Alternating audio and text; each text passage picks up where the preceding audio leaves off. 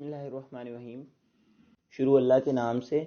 जो आज का हमारा टॉपिक है बच्चे, वो क्या है कि how to write a chemical formula, कि हम केमिकल फार्मूले को किस तरह लिख सकते हैं।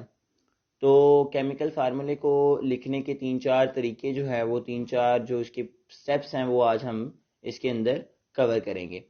उन स्टेप को देखते हैं जी। सबसे पहले डेफिनेशन के ऊपर आते हैं। Compound are represented by a chemical formula as element are represented by a symbol।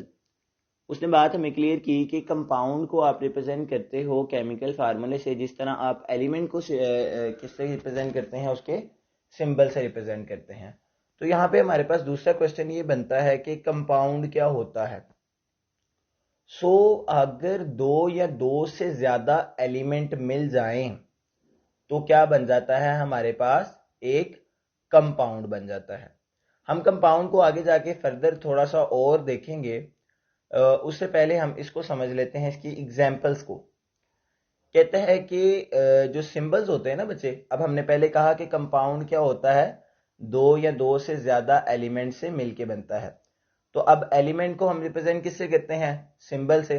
तो अब सिंबल से तो एलिमेंट रिप्रेजेंट हो गए, लेकिन अब दो या दो से ज्यादा एलिमेंट मिलेंगे, और जब दो या दो से ज्यादा एलिमेंट मिलेंगे तो उनको लिखने का कोई तरीका भी होगा। वो तरीका अब देखेंगे हम क्या किस तरह उनको लिख सकते हैं। कहता है कि आप उनको लिख सकते हैं side by side in order to positive और नेगेटिव आइन। आप उसको साइड बाय साइड दोनों एक दूसरे के क्या होंगे, पैरेलल होंगे, और उनको आप क्या करेंगे, पॉजिटिव और नेगेटिव आइन से रिप्रेजेंट करेंगे। अब नीचे एग्जाम्पल मैंने दी हुई है कि NaCl की एग्जाम्पल है, why we can not return ClNa। अब हमारे पास कहता है कि हम इसको NaCl लिखते हैं, लेकिन ClNa क्यों नहीं लिखते। ये बहुत वैलिड क्वेश्चन है कि ClNa क्यों नहीं लिखा जाता। तो हमारे पास इसका आंसर क्या है, इसका आंसर ये हमारे पास है कि जो एलिमेंट के फर्स्ट एलिमेंट का जो सिंबल होता है, मिसाल दे रहा हूं कि Na है, ये एक एलिमेंट है, सोडियम जिसको आप कहते हैं, ये मेटल है, और जो Cl है वो क्या है, नॉन मेटल है। तो हमने एक तो ये बात हमें क्लियर हुई कि सबसे पहले आप किसको लिखेंगे, मेटल को लिखेंगे, उसके बाद आप किसको लिखेंगे, नॉन मेटल को लिखेंगे। पहले मेटल को लिखेंगे, फिर आप किसको लिखेंगे, नॉन मेटल को लिखेंगे। पहली क्यूरीज ये हमें क्लियर हुई। दूसरी बात, अगर आपको मेटल और नॉन मेटल की समझ नहीं आती तो आपको पता होना चाहिए कि सबसे पहले आपने पॉजिटिव एलिमेंट को लिखना है, और फिर आपने नेगेटिव एलिमेंट यानी कि आयन को लिखना है। अब हमारे पास कैसे पता चलेगा कि कौन सा एलिमेंट पॉजिटिव आयंस है और कौन से एलिमेंट के नेगेटिव आयंस हैं। उसको समझने के लिए हमारे पास एक बात हमें क्लियर होनी चाहिए कि दुनिया के अंदर जो भी इंसान कुछ देता है, उसके ऊपर कौन सा चार्ज होता है, उसके ऊपर प्लस चार्ज आता है, कि दुनिया उसको अच्छे अल्फाज से याद रखती है। तो अगर दुनिया किसी को अच्छे अल्फाज से याद रखेगी तो उसको कहेंगे पॉजिटिव चार्ज आ गया उसके ऊपर। तो अब अच्छे अल्फाज से दुनिया क्यों याद रख रही है, वो इसलिए याद रख रही है क्योंकि उसने कुछ दिया है। अब उसके बरक्स दूसरा बंदा कौन होता है, जो उससे कुछ लेता है। जिस तरह कोई फकीर है, वो आप उसको दे रहे होते हैं और वो आपसे ले रहा होता है। आपके ऊपर क्या चार्ज आ रहा होता है, पॉजिटिव चार्ज आ रहा होता है, और लेने वाले के ऊपर कौन सा चार्ज आ रहा होता है, नेगेटिव चार्ज आ रहा होता है। इसी तरह NaCl के केस में भी Cl ने लिया है और Na ने उसको दिया है। ये हमारा इसका पहला स्टेप था, इसका पहला स्टेप था लिखने का। अब इसका दूसरा स्टेप कहता है कि सेकंड पॉइंट जो होता है, valency of each ions is written on a right top corner of its symbol, कि वैलेंसी को आपने कहां पे लिखना है।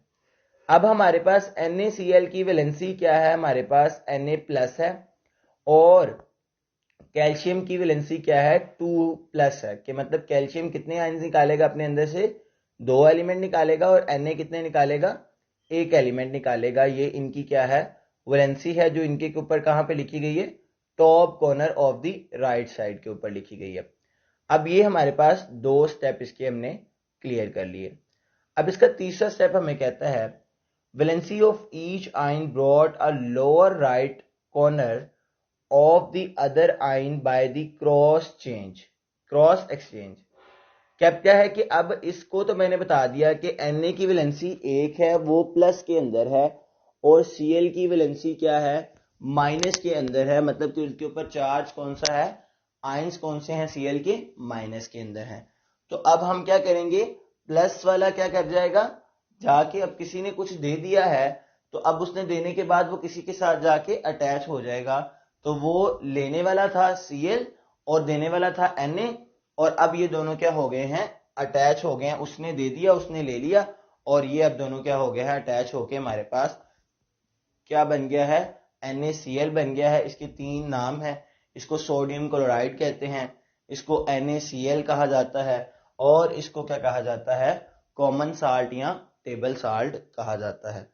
उसके बाद इसका लास्ट और वेरी इंपॉर्टेंट स्टेप जो है वो हमारे पास ये है, if valency are same they are offset and are not written in a chemical formula. अब देखें कि अगर किसी भी एलिमेंट की वैलेंसी सेम होगी, जिस तरह मैं 2 एलिमेंट को मिलाता हूं, हाइड्रोजन प्लस हाइड्रोजन, ठीक है, अब मेरे पास हाइड्रोजन 2 आ जाएंगे, मैं इनको केमिकल फार्मूला नहीं कहूंगा क्योंकि इनकी वैलेंसी क्या है, सेम है। अब हमारे पास कहता है कि but if they are different, जिस तरह डिफरेंट वैलेंसी है किसकी, अब हमने देखी थी वैलेंसी किसकी, सोडियम की वैलेंसी किसमें थी, प्लस के अंदर थी, और क्लोरीन की वैलेंसी किसके अंदर थी, माइनस के अंदर थी। तो वैलेंसीज क्या है, डिफरेंट है, मतलब सोडियम एक देगा और क्लोरीन एक एक्सेप्ट करेगा, तो इनकी वैलेंसी क्या है, डिफरेंट है। तो ये क्या हो जाएंगे, they form make a chemical formula. अब हमारे पास कहते हैं कि हमारे पास आगे उसने बता दिया हमें, आगे हमारे पास कहते हैं कि व्हेन 2 और more atom are combine is called a radicals. अब देखें कि अगर तो 2 या 2 से ज्यादा एलिमेंट कंबाइन कर जाएं, एटम कंबाइन कर जाएं, तो हमारे पास क्या बन जाता है, रेडिकल्स बन जाता है। अब हमारे पास रेडिकल्स क्या होते हैं, फ्री रेडिकल्स के ऊपर मैं अपनी अगली वीडियो के अंदर अपलोड करूंगा, जो होगी वो फ्री रेडिकल्स के ऊपर हम अगली वीडियो को डिस्कस करेंगे।